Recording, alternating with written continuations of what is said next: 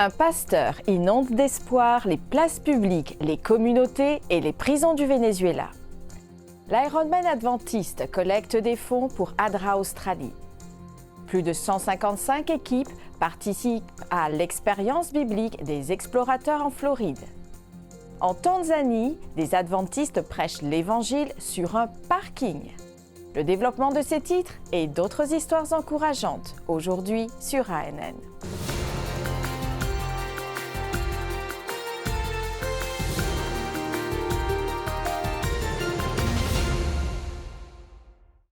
Des adventistes de Dar es Salaam en Tanzanie ont installé un écran géant sur un parking de moto pour prêcher l'Évangile.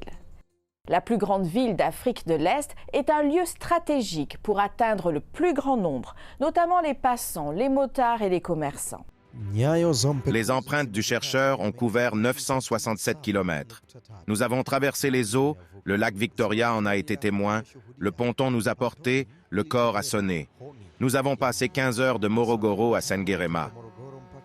Merci à l'État de NGBF, à Muderspash, la meilleure école située à Mara, ainsi qu'à l'application Bara, une application spéciale pour que les enfants apprennent à la maison. Ils nous ont permis d'atteindre Sengerema qui compte de nombreux habitants, le groupe ethnique Sukuma. L'article « Les empreintes du chercheur » est écrit pour une raison importante. C'est que les gens ont quitté cette église, Tanganyika Sabato, et ont commencé de nouveaux enseignements, soi-disant accélérant la prophétie, encourageant les gens à aller dans la forêt et à ne pas construire de maisons, parce que Jésus revient bientôt, il n'est plus nécessaire de construire des maisons. Incroyable, non? Écoutez.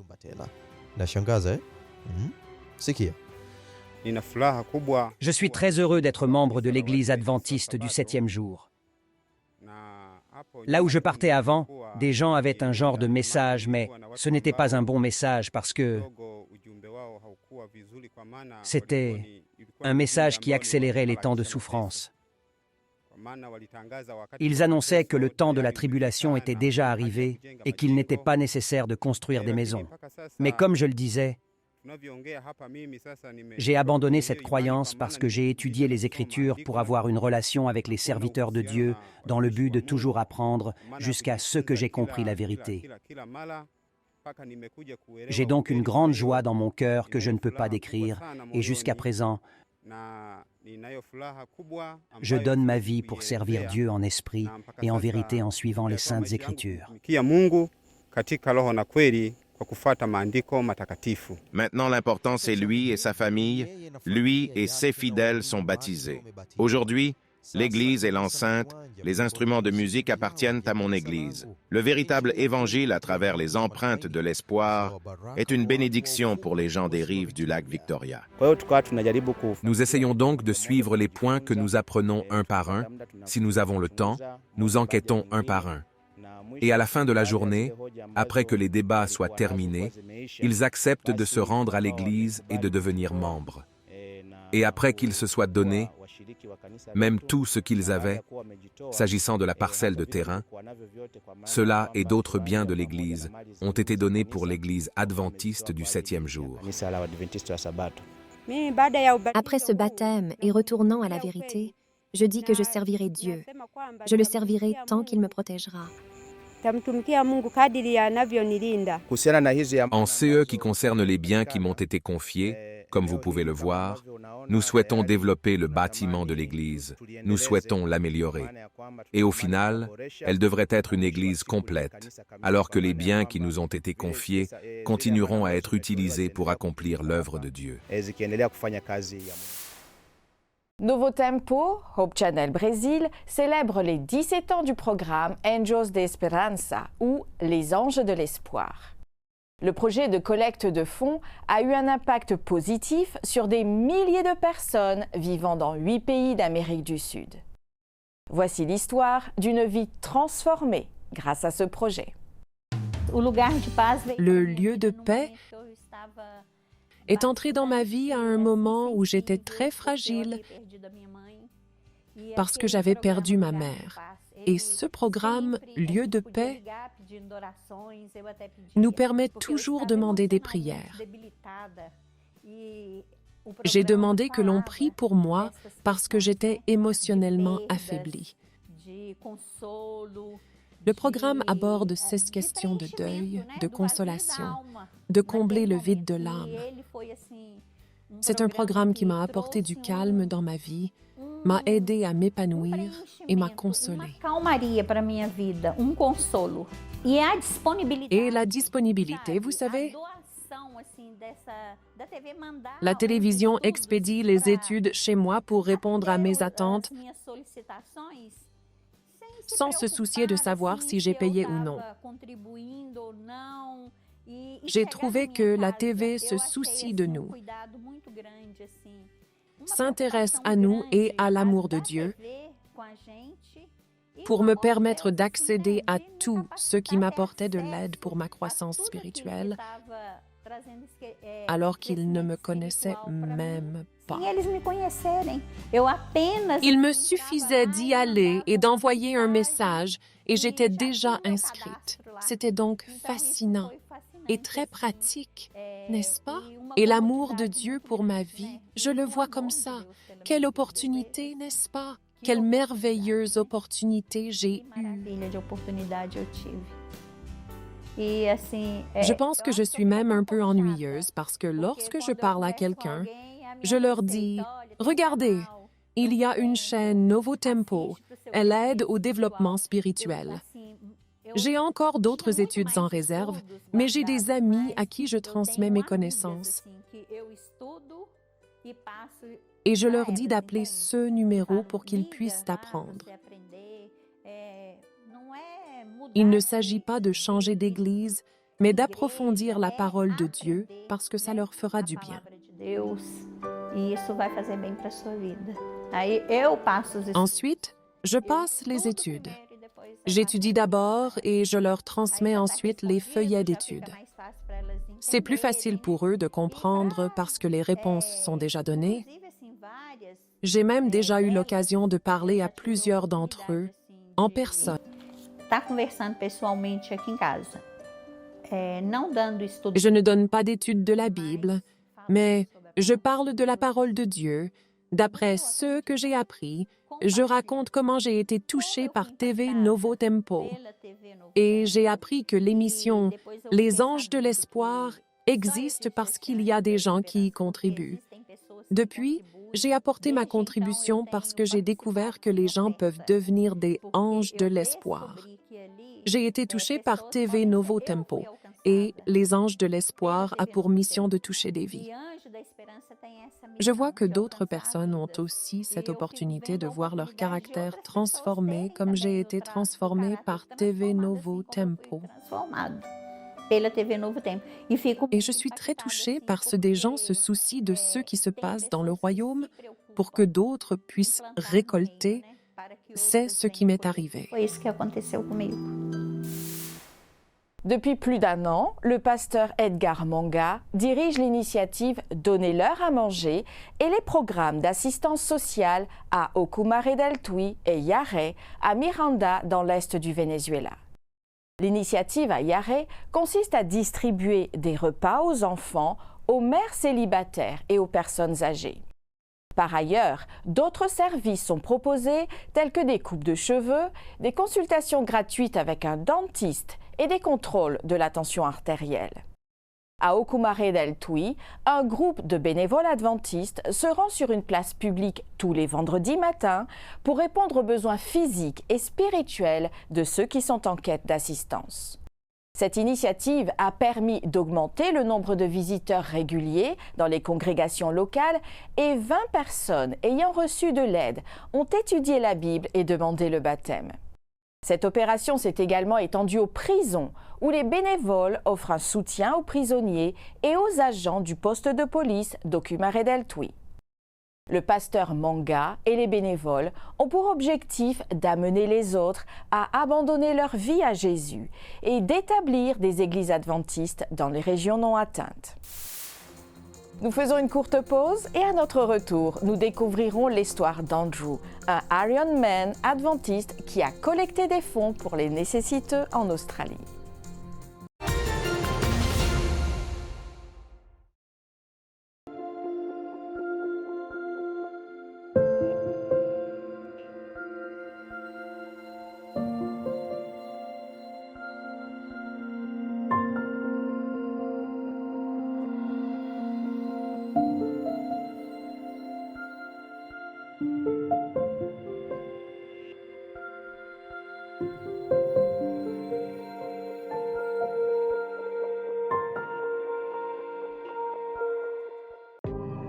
Why is there evil in the world?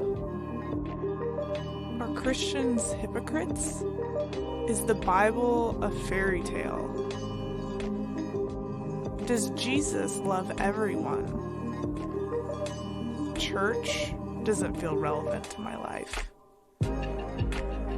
Is God even real? You have questions? Let's talk about it.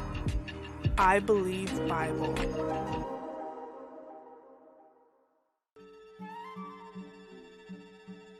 Qu'est-ce que les oies nous apprennent sur Dieu? Tout ce qui se trouve dans la nature peut révéler notre Créateur. Voici 4 façons dont les oies nous présentent la nature de Dieu. Les oies restent avec leurs petits pour subvenir à leurs besoins jusqu'à ce qu'ils puissent le faire eux-mêmes, tout comme Dieu subvient à nos besoins. Les oies protègent leurs petits du danger, tout comme Dieu promet d'ordonner à ses anges de vous protéger. Les oies s'unissent pour la vie, à moins que l'une d'entre elles meure, tout comme Dieu ne nous quittera ni ne nous abandonnera jamais. Si les oies sont en danger, elles se réfugient dans l'eau, tout comme les chrétiens vont dans les eaux du baptême pour échapper à la mort certaine du péché et sortir dans une vie nouvelle en Christ, qui offre gratuitement l'eau de la vie. Lors de vos prochaines sorties dans la nature, cherchez dans la création de Dieu ce qui montre qu'il se soucie de chacun de nous.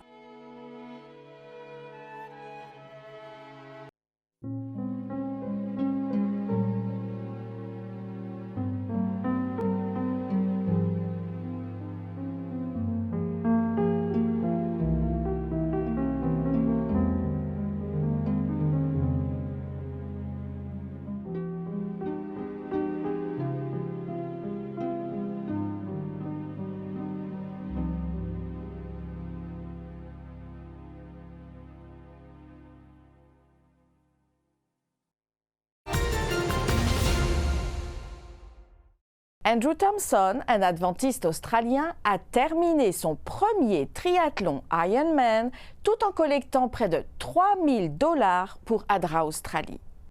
Ce triathlon complet comprend 3,8 km de natation, 180 km de vélo et 42,2 km de course à pied.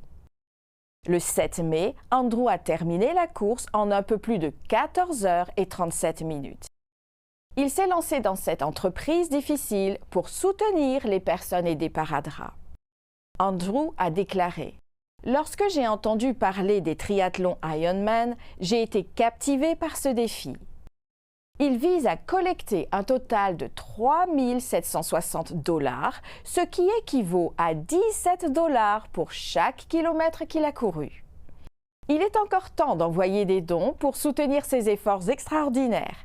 Visitez bit.ly/Ironman for ADRA. La méthode du Christ est la stratégie pour atteindre efficacement les gens et les amener au royaume de Dieu dans la région de l'Afrique australe et de l'océan Indien. Cette approche est la voie du véritable succès dans la mission. Je suis très attachée à la culture, mais malheureusement, en tant qu'Indien d'Afrique du Sud, notre culture s'est perdue, en particulier dans l'Église. Il s'agissait de quelque chose de très différent auquel les gens ne s'attendaient pas. Lorsque nous avons lancé l'idée, les gens ne savaient pas trop à quoi s'attendre. Mais maintenant qu'ils l'ont vu, ils semblent l'apprécier vraiment. C'était un très bel événement.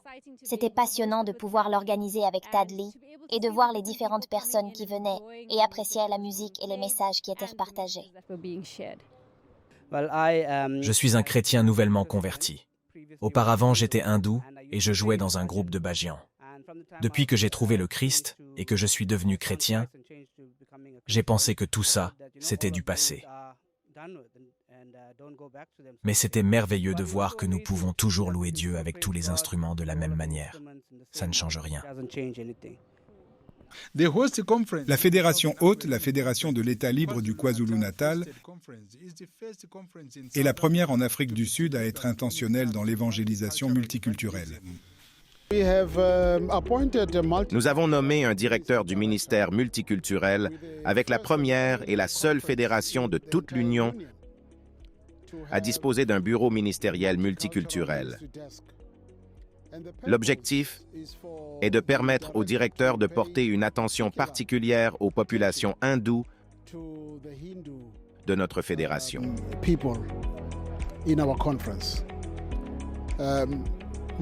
Tous les pasteurs n'ont pas la même formation que lui. Nous espérons donc qu'à travers lui et son ministère, qui est très spécialisé, nous serons en mesure d'atteindre ces communautés. Nous espérons récolter les fruits de ces efforts au cours des 10 prochaines années. Chanter les chants indiens et prêcher en combinant ce que la Bible enseigne et un peu de ce que leur religion enseigne. Faire quelque chose qui est commun pour pouvoir les atteindre. Le soir, de 7h à 8h environ, c'était le kata. Kata veut dire réunion. Pendant la journée, de 8h30 jusqu'à environ 4h, il y avait des ateliers où nous étions formés, où nous étions équipés pour atteindre cette communauté non touchée. Dieu a été bon. Suite à cela, 9 personnes ont donné leur vie à Jésus. Le point culminant de ces réunions a été la décision prise par plus de 9 personnes d'accepter Jésus comme leur sauveur, et 7 personnes se sont fait baptiser. Dans le nord du Nigeria, plus de 380 pasteurs adventistes, pionniers et leurs épouses se sont réunis à Jangré, dans l'état du Plateau, pour une retraite pastorale sur le thème « Appelé à servir ». Les échanges lors de ces rencontres ont porté sur le cheminement spirituel des pasteurs, les abus sexuels perpétrés par les ministres de l'Église, les responsabilités bibliques des épouses et des maris dans le mariage et les pasteurs dans les districts à plusieurs églises. La retraite pastorale a rappelé aux pasteurs et à leurs épouses de s'accrocher toute leur vie aux principes fondamentaux de l'appel qu'ils ont reçu à sauver des âmes. Le pasteur Yohana Hari, président de l'Église adventiste du 7e jour du nord du Nigeria, a déclaré « La retraite pastorale familiale est intentionnellement planifiée pour dégager du temps pour des introspections et pour réexaminer notre appel en tant que pasteur et femme de pasteur. » Les intervenants ont affirmé qu'un ministre de l'Église occupe un rôle unique parmi toutes les vocations, soulignant qu'aucune vocation n'est aussi exigeante sur le plan éthique que le ministère pastoral. On attend donc d'un ministre de l'Évangile qu'il donne l'exemple d'une moralité exceptionnelle. Après la pause, nous mettrons en lumière l'expérience biblique des explorateurs qui s'est tenue en Floride, où plus de 155 équipes ont participé à l'événement de cette année. À tout de suite.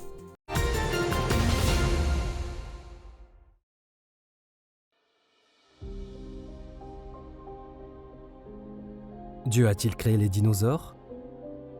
Il est facile de regarder ces énormes créatures terrifiantes et de se demander si un Dieu bon les aurait créées. Et parce qu'elles sont utilisées comme preuve de l'évolution, certains nient leur existence. Cependant, des fossiles abondants montrent clairement que les dinosaures ont existé. Cela ne signifie pas que Dieu voulait des monstres mortels dans sa création d'origine. Notre monde a changé et les prédateurs d'aujourd'hui, comme les requins, sont redoutables. Mais notre monde compte encore de nombreuses créatures douces. Les prédateurs actuels nous parlent de la puissance de Dieu, mais nous savons que celui-ci n'a jamais voulu la violence dans sa belle création. Les dinosaures peuvent inspirer la crainte, mais tout comme nous attendons que le lion se couche avec l'agneau dans la nouvelle création divine, nous pouvons espérer que les dinosaures, dans leur douce magnificence originelle, seront aussi présents.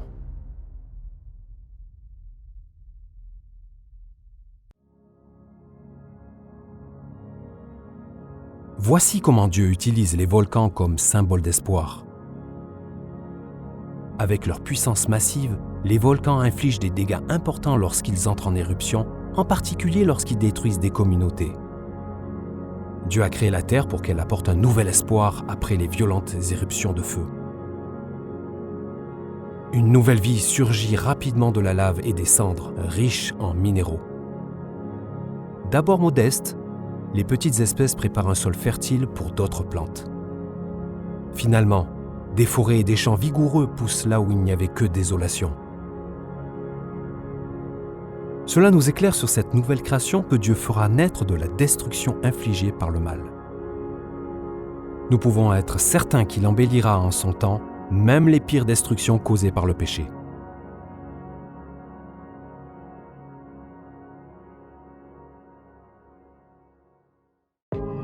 Why is there evil in the world? Are Christians hypocrites? Is the Bible a fairy tale? Does Jesus love everyone? Church doesn't feel relevant to my life. Is God even real? You have questions? Let's talk about it. I believe Bible.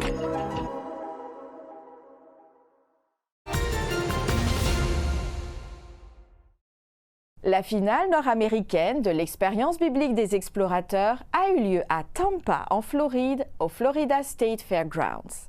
Cet événement a rassemblé environ 4000 personnes qui ont participé au test, se sont portées volontaires ou sont venues pour soutenir. Un total de 155 équipes, dont 5 équipes virtuelles, ont participé à la compétition de cette année. Des explorateurs de Corée et du Royaume-Uni ont également participé. Les équipes ont répondu à 90 questions basées sur le livre biblique de Jean. Alexander Bryant, président de l'Église adventiste du 7e jour d'Amérique du Nord, a exprimé l'importance de cet événement en déclarant qu'il s'agit de l'un des événements les plus significatifs organisés par l'Église. Le pasteur Bryant a insisté sur l'importance de l'étude de la parole de Dieu et sur la façon dont elle inspire et motive les jeunes, leur est bénéfique sur divers aspects. Un ajout notable au concours de cette année a été la possibilité de passer le test en 4 langues, en anglais, en espagnol, en français et en coréen. Au cours de l'année écoulée, ADRA Moscou s'est concentré sur l'aide à la population du Donbass en Ukraine. Au cours des premiers mois, la coopération avec des ONG bien connues a été développée, notamment la Croix-Rouge, le Fonds du Dr Lisa, Most Volunteer, entre autres. De la nourriture, des produits de première nécessité, des vêtements et des chaussures ont été achetés pour les personnes dans le besoin. Les membres des communautés moscovites, principalement Odinstovski et Kuntsevski, ont activement participé à l'emballage et à l'acheminement de l'aide.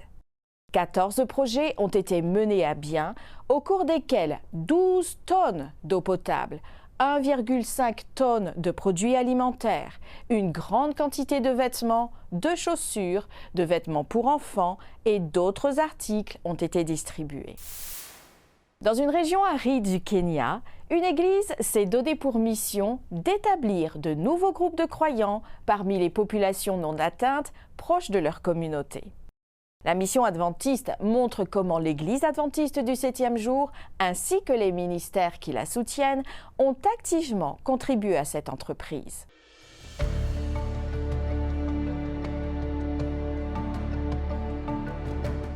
Dans l'une des régions les plus arides du Kenya, une église a eu une vision, celle de créer de nouveaux groupes de croyants parmi les peuples encore non évangélisés, près de leur communauté. L'un des peuples les plus isolés du Kenya est le peuple Samburu. L'église située à Isiolo Central Point était intéressée pour démarrer des églises parmi les groupes de personnes autour. 2 femmes, Rose et Mary, ont dirigé le projet et ont convaincu les membres de l'église locale de trouver les fonds nécessaires pour envoyer un planteur d'église au Samburu. Ils ont commencé par des études bibliques pour atteindre avec la parole de Dieu. Et certains d'entre eux ont accepté l'évangile, les messages des 3 anges. Au bout d'un certain temps, Global Mission a fourni des fonds pour que le planteur d'église puisse continuer en tant que pionnier de Global Mission. Très vite, Jasmine Jacob, fondatrice de Resh International, s'est impliquée. Elle a visité la région et a noté le réel besoin d'un bâtiment d'église. Elle a pensé qu'au lieu de construire simplement une église, elle pourrait construire une école à cet endroit. Et cette école ferait également office d'église. Les enfants apprendraient à lire et à écrire pendant la semaine, puis le sabbat, ils viendraient y célébrer le culte. Resh International a construit 3 salles de classe sur un terrain donné par la ville locale. Ils ont également constaté que les femmes devaient marcher pendant des heures pour aller chercher de l'eau. Ils ont donc foré un puits et très vite une pompe à énergie solaire et un réservoir ont été ajoutés. L'école et l'eau ont attiré plus de monde, l'école s'est développée, de même que l'église. Maranatha Volunteers International a également perçu le besoin et a construit une église avec suffisamment de place pour que les gens puissent vivre leur culte librement. Ils ont également amélioré le système d'eau, installé un jardin et un système d'irrigation. Toutes ces organisations d'églises travaillant ensemble au fil du temps ont permis à la mission d'avancer. L'église locale, la fédération, Global Mission et les ministères de soutien comme Resh International et Maranatha Volunteers International ont tous joué leur rôle. Et donc, mon conseil est que nous devrions, autant que nous le pouvons, rassembler toutes les organisations qui veulent soutenir la mission mondiale, qui veulent soutenir la mission de l'Église, rassembler toutes ces organisations. Certaines vont forer des puits, d'autres vont construire des salles de classe, d'autres vont construire des cliniques et des centres de santé. Si nous pouvons rassembler toutes ces ressources, l'œuvre de Dieu avancera très très vite. Merci de soutenir le travail missionnaire dans le monde entier. Pour en savoir plus sur les récits missionnaires et les histoires sur le mouvement adventiste au fil des ans, consultez la page YouTube des Archives adventistes, présentée par David Trim. Rendez-vous sur la section This Week in Adventist History. Merci d'avoir suivi ANN. Rejoignez-nous la semaine prochaine pour plus de nouvelles du siège de l'Église adventiste du 7e jour. Saviez-vous que l'Église adventiste du 7e jour a une chaîne YouTube où vous pouvez regarder ANN Vidéo, ANN In Depth et plein d'autres vidéos étonnantes sur la prophétie, la santé et l'étude de la Bible? Cliquez sur le bouton S'abonner pour ne jamais manquer une nouvelle vidéo. Vous pouvez également nous laisser un commentaire ou un sujet de prière. Une équipe prie pour vous 24 heures sur 24 et 7 jours sur 7. Avant de nous quitter, voici une bonne nouvelle tirée des psaumes au chapitre 145 et au verset 17 et 18. L'Éternel est juste dans toutes ses voies et miséricordieux dans toutes ses œuvres. L'Éternel est près de tous ceux qui l'invoquent, avec sincérité. Ainsi s'achève notre programme de cette semaine. N'oubliez pas que vous pouvez toujours visiter adventiste.news/fr pour des nouvelles quotidiennes et des vidéos. À la semaine prochaine pour d'autres nouvelles de foi, d'amour et d'espérance. Que Dieu vous bénisse.